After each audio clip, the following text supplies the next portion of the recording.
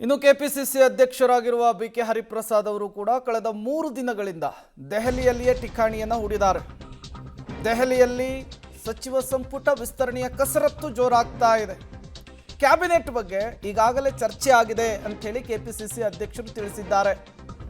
High command ಅನುಮತಿ ಬೇಕಷ್ಟೇ, ಅದಕ್ಕೆ ಕಾಯ್ತಾ ಇದ್ದೀವಿ, ಅವರ ಕರೆಗಾಗಿ ಎದುರು ನೋಡ್ತಾ ಇದ್ದೀವಿ ಅಂತ ಹೇಳಿದ್ದಾರೆ.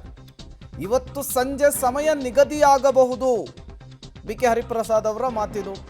ದೆಹಲಿಯಲ್ಲಿ ಕೆಪಿಸಿಸಿ ಅಧ್ಯಕ್ಷರು ಸಚಿವ ಸಂಪುಟ ವಿಸ್ತರಣೆಯ ವಿಚಾರಕ್ಕೆ ಸಂಬಂಧಪಟ್ಟಂತೆ ರಾಹುಲ್ ಗಾಂಧಿ ಅವರ ಜೊತೆಗೆ ಭೇಟಿ ವಿಚಾರಕ್ಕೆ ಸಂಬಂಧಪಟ್ಟಂತೆ ಮಾತನಾಡಿದ್ದು ಹೀಗೆ.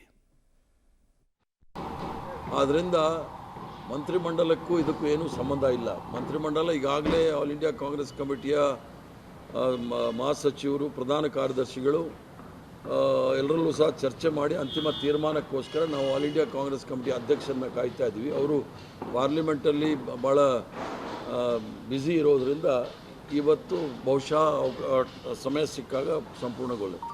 ಇವತ್ತು ಮಾತ್ರ ಪುರ್ಸೊತ್ತಾಗಿದ್ದಾರೆ. ಇವತ್ತು ಸಂಪುಟ ಸಭೆಯಲ್ಲಿ ಚರ್ಚೆ ಮಾಡ್ತಾರೆ. ಇವತ್ತೇನಾದ್ರು ಎಕ್ಸ್ಪೆಕ್ಟ್ ಮಾಡ್ಬೋದಾ ಸರ್ ಸಂಜೆ ಲೇಟ್ ನೈಟ್? ಇವತ್ತು ಸಮಯ ಸಿಕ್ಕಿದ್ರೆ ಇವತ್ತು ಸಹ ನನಗನ್ಸುತ್ತೆ ಅದು ಅಂತಿಮ ತೀರ್ಮಾನಕ್ಕೆ ಬರ್ತಾರೆ ಅಂತೇಳಿ ನನ್ನ